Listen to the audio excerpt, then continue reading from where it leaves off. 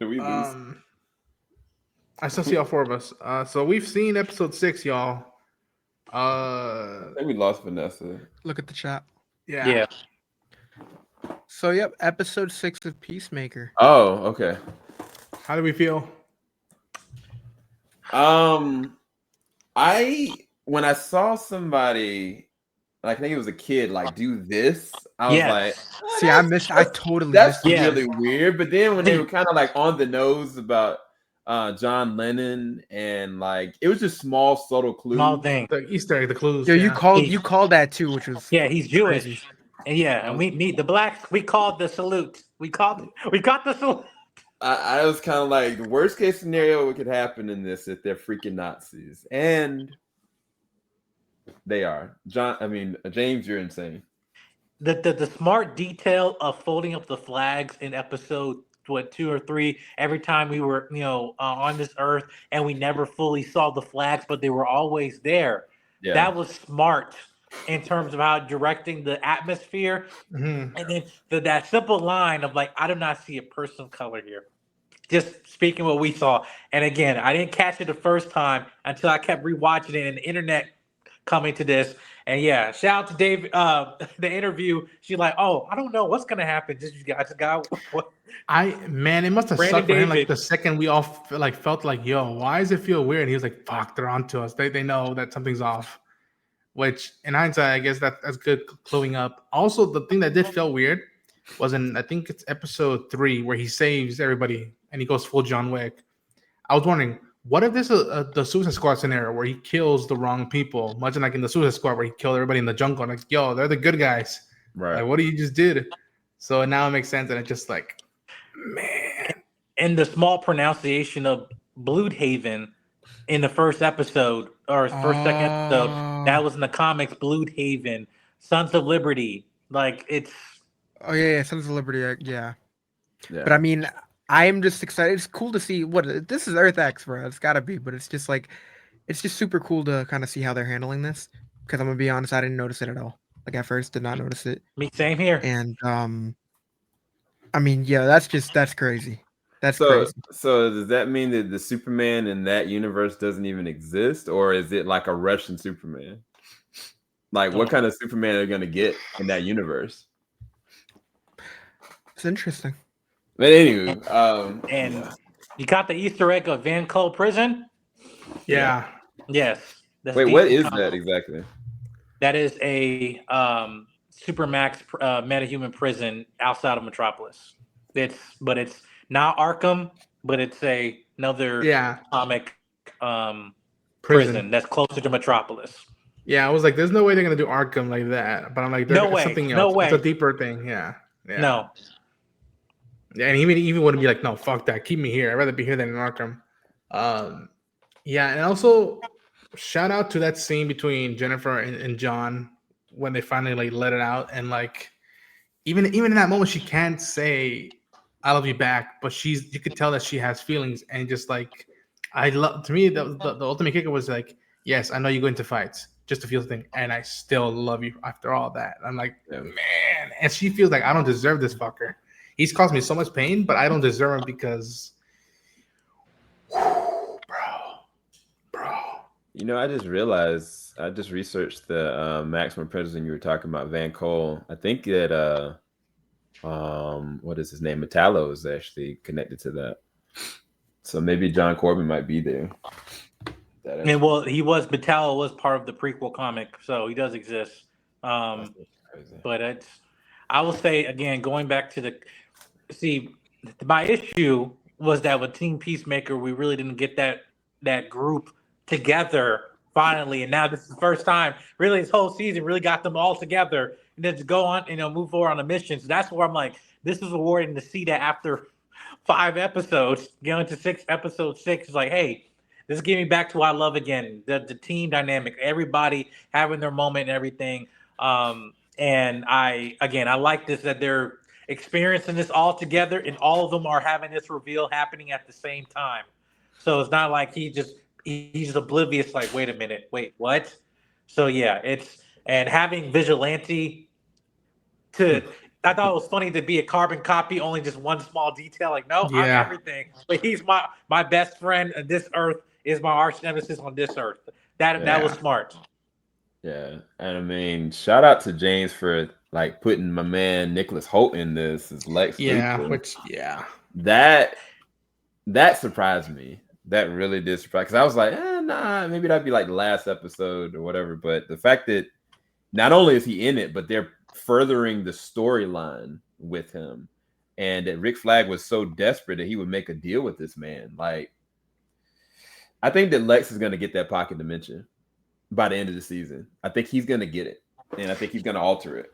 And it's very comic book of Lex. Like, I remember there's a story in the comics where, like, when Swamp Thing takes over Gotham, they call Lex, and he's like, I'll give you like 5 minutes if you pay me $1 million. And he gives him 5 minutes of how to defeat him. He's like, all right, gentlemen, that's all. Give me my money.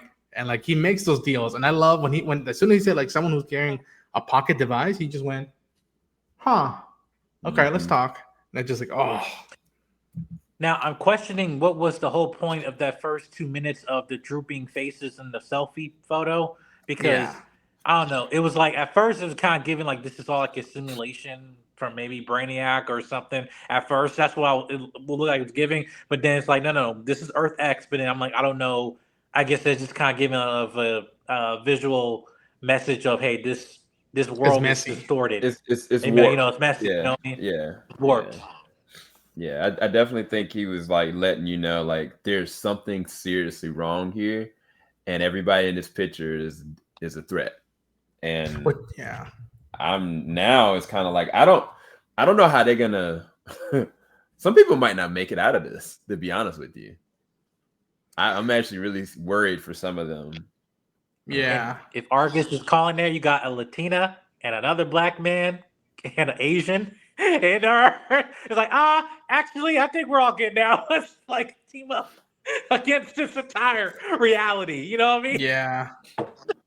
Yeah, they don't need to go over there. None of them need to go. What's my man? The ladies' man. He better not go over there. Tim Yados. Yeah. He gonna go over there in 5 seconds, and somebody gonna murk him. I dug the episode. I don't think it's the strongest yet. It might have no. It might have one of the strongest scene, but as a whole, it's not the strongest episode. I like it. It's closer to how I felt about the first 3 episodes. And it's like, all right, we're in this setting. Now what? What does it mean? Because this felt like a Twilight Zone episode. It felt like it ended on a cliffhanger of a Twilight Zone episode, like a 2-parter, or now, from what I've heard, it's like a 3-parter.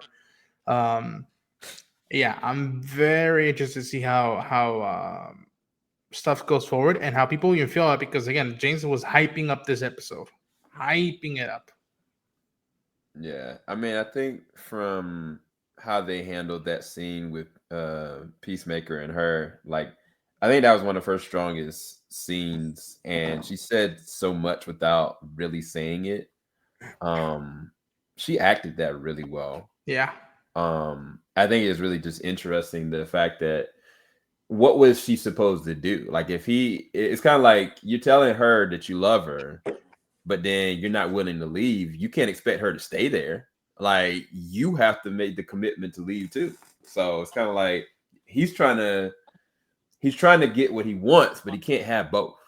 And so I think it was a really interesting way how they ended it. They did a really good job with that. But episode as a whole, I think, was a good episode. Like, it reminds me of what I loved about the first season, and then some things I loved about the first 3 episodes. But it was a strong episode, and I think that it's going to be very interesting to see how this whole Lex thing pans out, because I think Rick's going to really regret that by the end of this season, for real. And I think Rick is going to call some friends.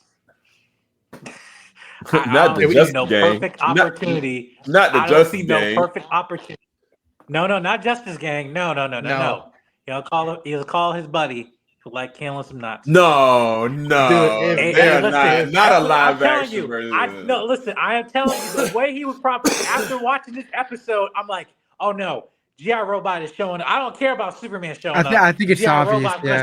No. G.I. Robot gonna show up. No. Hey, dude, if it's not an episode, probably the finale. If we hear a little bit of this, If we hear a little bit of that, you're like, That would be shit, they're coming. I'm gonna get out my chair, incredible. bro. I would be like, all right. I want to hear the This music whole before I season see is him. gonna Yes. redeem itself. Yes.